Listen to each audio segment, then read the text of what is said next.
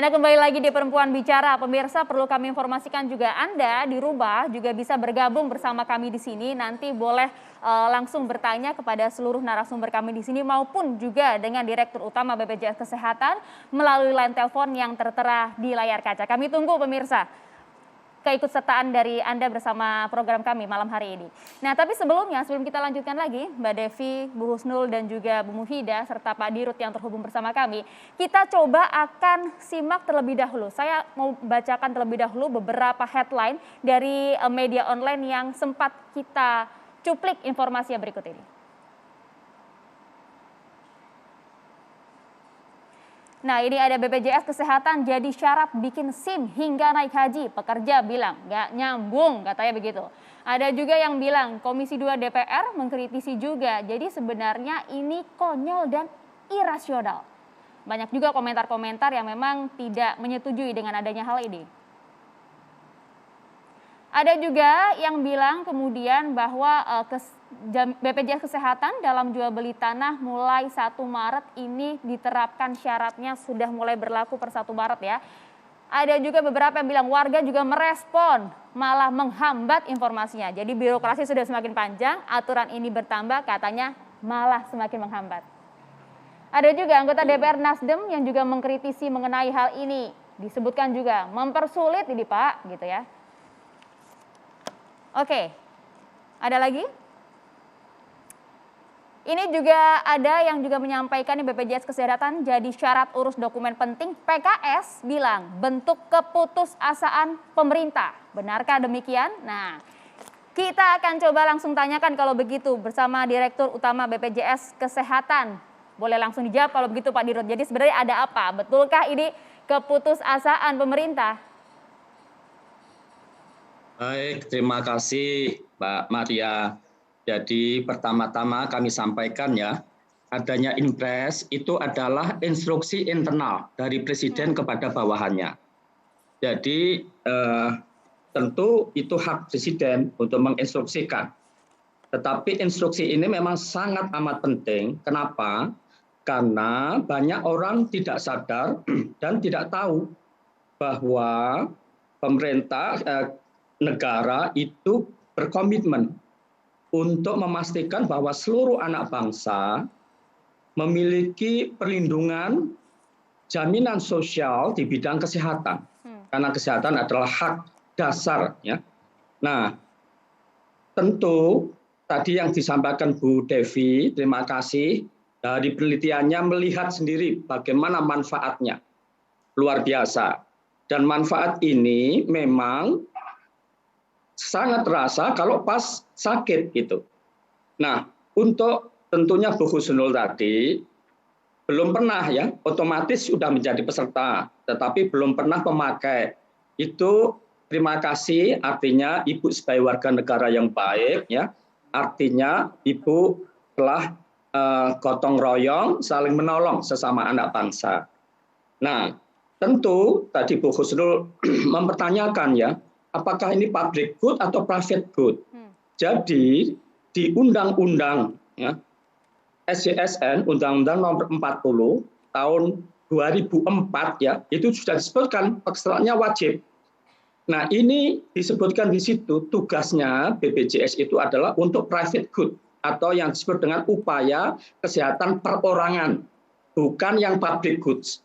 Tetapi BPJS karena begitu ya kita baiknya itu juga kadang-kadang ada public good yang ini masyarakat kemudian sering sulit membedakan mana yang tugasnya katakanlah Kementerian Kesehatan atau Pemda, mana yang BPJS. Padahal sangat clear ya, sangat clear di undang-undang diatur. Nah, kemudian kalau tanya apakah kalau Pak kita itu memilih asuransi sosial kesehatan ya sebagai fokus utama pembiayaan kesehatan di Indonesia, itu kenapa nggak dibayari aja negara? Kebetulan waktu itu saya ikut ya berdiskusi sejak awal juga. Nah waktu itu kalau kita melalui pajak, jadi pembiayaan itu pada prinsipnya ada dua, tax based system yang ditanyakan Bu Husnul tadi, dan itu banyak di negara-negara Commonwealth. Kemudian ada yang sifatnya itu asuransi. sosial ya. Ada juga asuransi komersial kayak di Amerika, tapi tidak semua. Nah, kita waktu itu yang punya NPWP itu kurang dari 2 juta, katakanlah sekitar 2 jutaan. Bagaimana 2 juta bisa membiayai sekian banyak? Oke, akhirnya diputuskan dengan asuransi sosial. Dan waktu itu kemudian Undang-Undang Nomor 40 SJSN ditandatangani tahun 2004. Dan kewajiban ini ada di PP juga 86 tahun 1983. Dan tentu perlu kami sampaikan, antrian panjang berjam-jam tadi sebaiknya pakai online. Kami sudah pakai online dan yang kesan-kesan lama tadi perlu untuk kita buktikan bersama, memang belum sempurna karena Indonesia yang begitu luas, bagaimana Bu Husnul sampaikan tadi, belum seluruh masyarakat atau wilayah Indonesia terkoneksi dengan baik ya. Nah, sekarang ini kita untuk mencetak kartu BPJS atau mengecek keaktifan pesertaan kurang dari 5 menit ya. Kurang dari 5 menit, nanti kami kasih contoh, kami ajarin ya. Kalau ada yang belum tahu dan umumnya belum tahu gitu. Nah, itu yang pertama. Yang kedua, tentu ini yang salah tadi bahwa SIM ya dan lain sebagainya STNK umroh segala macam belum ya. Itu yang 1 Maret hanya satu, yaitu mengenai peralihan hak jual beli khususnya pembeli. Pembeli pasti punya uang. Tapi itu aja. Untuk SIM, STNK, SKCK itu juga akan diberlakukan kan? Ya nanti tergantung kepada kesiapan ya dari masing-masing kementerian dan lembaga dan itu sudah diinstruksikan tetapi tentunya ya nanti bertahap. Contoh umpamanya rencananya ini belum, semuanya kan masih di dalam proses. Sehingga kalau ini kurang sosialisasi ya memang belum. Baru pertama nih, baru dari ATR itu pun baru yang sifatnya pembelian ya, beli. Demikian. Oke, Pak, tapi kemudian banyak juga yang mempertanyakan kok kemudian ingin mengajak masyarakatnya untuk bergabung ke BPJS untuk memaksimalkan tadi ya jaminan kesehatan nasional. Tapi kok kesannya jadi dipaksakan ya Pak ya? Mengapa kemudian begitu terburu-buru ingin mengajak masyarakat ini? Sebentar. Tadi kan sudah kami sampaikan. Tahun 2004 ya, itu sudah diwajibkan. Tahun 2011 Undang-Undang 24, undang-undang loh, semua undang-undang. Tolong nanti dibaca ya. Itu sudah diwajibkan. Di dalam PP tahun 2013 diwajibkan lagi. Di dalam peraturan, jadi ini bukan dadaan bukan, tetapi pada tidak tahu, untuk diketahui ya, kepesertaannya sekarang sudah 86%. Tinggal sedikit saja. Ya, makanya ini orang-orang yang merasa sebagai warga negara punya uang ya, belum ikut, nah itu diingatkan begitu. Kalau namanya beli tanah, beli rumah tadi, belum menjadi peserta, apa nggak jadi pelayanannya? Jadi tetap diproses. Itu dia, Pak. Tapi iya tetap diproses. Nanti di akhirnya itu ditanyakan. Nah, gitu. Itu jadi ini banyak mispersepsi. Demikian. Oke. Kalau begitu saya mau minta tanggapan dulu dari Bu Mufidah, silakan Bu. Ya, Assalamualaikum warahmatullahi wabarakatuh, Prof. Gufron, Mbak Maria, Mbak Husnul, dan Mbak Devi.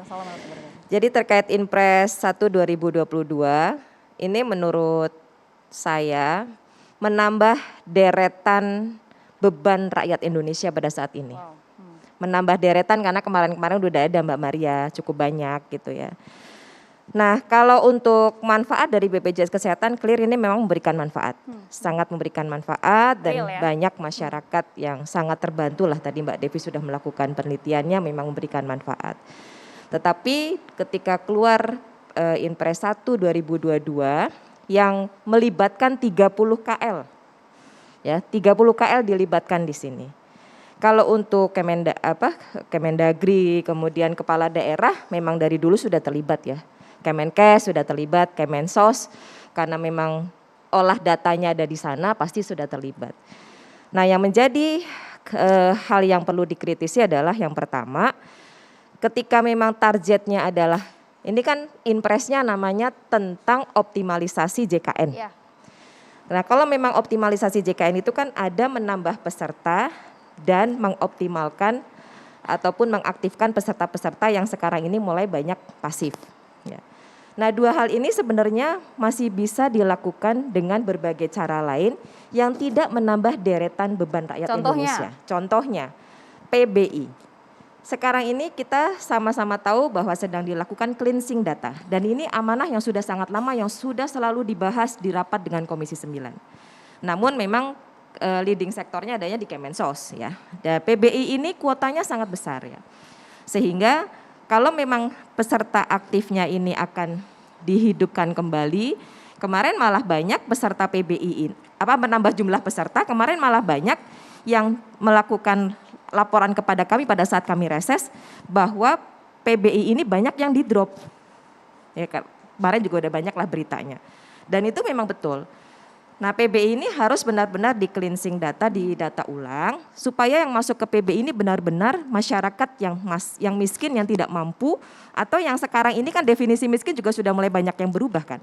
Tapi karena terdampak pandemi. Syaratnya, aturannya kan juga panjang Bu, banyak juga. Ya, kalau PBI harusnya memang dipermudah. Justru inpresnya ini harusnya impres yang terkait dengan optimalisasi ke peserta ataupun jaminan kepada rakyat miskin untuk masuk di PBI. Karena sekali khususnya adalah masyarakat yang tidak punya pekerjaan dan penghasilan secara rutin ya. Itu kan ada kategorinya, ada pekerja penerima upah, ada pekerja bukan penerima upah, itu ada klasifikasinya. Dan itu kita sudah sering bahas. Artinya PBI ini harus dioptimalkan tepat sasaran dan harus transparan ketika terjadi cleansing data, kemudian di data ulang, PBI-nya siapa aja yang harus masuk PBI ini harus benar-benar ada transparansi di situ. Sehingga masyarakat juga bisa akses bahwa saya memang ingin sebenarnya siapa sih yang nggak mau di cover biaya kesehatannya ketika sakit ya. Tapi kan kemudian pada saat ini juga ada satu situasi ability to pay itu menurun Mbak Maria. Nah untuk masyarakat ataupun peserta BPJS Kesehatan yang ability to pay-nya itu menurun, ini kita sudah usulkan sebenarnya ada relaksasi di dalam iuran BPJS Kesehatan ini. Relaksasi iuran BPJS Kesehatan ini bisa diberikan kepada peserta BPJS yang saat ini mengalami dampak pandemi COVID-19 cukup berat sehingga ability to pay-nya menurun. Supaya tetap bisa aktif status pesertanya dan tetap bisa mendapatkan layanan kesehatan. Karena pada prinsipnya ya kalau kami memahaminya bahwa layanan kesehatan itu hak rakyat. Jadi kewajiban negara, saya sepakat dengan yang disampaikan oleh Mbak Husnul, ini kewajiban negara. Jadi kewajiban negara ini berarti tinggal dialokasikan berapa anggaran yang dibutuhkan untuk mengcover seluruh masyarakat yang tidak mampu untuk masuk ke PBI. Bila perlu tambah kuotanya untuk PBI. Alhamdulillah kan sekarang tidak defisit lagi nih BPJS Kesehatan. Artinya harusnya sudah bisa mengcover lebih banyak lagi masyarakat yang tidak mampu. Sehingga semua masyarakat tidak mampu tercover di situ oleh PBI dibiayai oleh negara. Tinggal masyarakat yang mampu inilah yang kemudian kita lakukan edukasi, sosialisasi, komunikasi, informasi sehingga semuanya bisa tercover. Dan kalau dari penambahan peserta tadi Prof. Gufron menyampaikan sudah 86%, kan tinggal dikit lagi sebenarnya. Artinya inpres ini memang ya kalau untuk terlalu mahal gitu ya kalau menurut saya untuk menambahkan sekian peserta dengan begitu banyak urusan. Dan yang harus diingat adalah bahwa setiap rakyat Indonesia punya hak mendapatkan pelayanan publik. Dan ini berdampak terhadap banyak sekali pelayanan publik. Bahkan terhadap secara tidak langsung terhadap anak-anak yang akan belajar sekolah. Karena ada pesan untuk instruksi kepada Kemendikbud agar peserta didik, itu kan peserta didik berarti pelajar. Berarti gimana nanti kalau memang misalnya ada pelajar yang tidak mampu ya untuk sekolah aja udah berat membayar kuota internet gitu kan.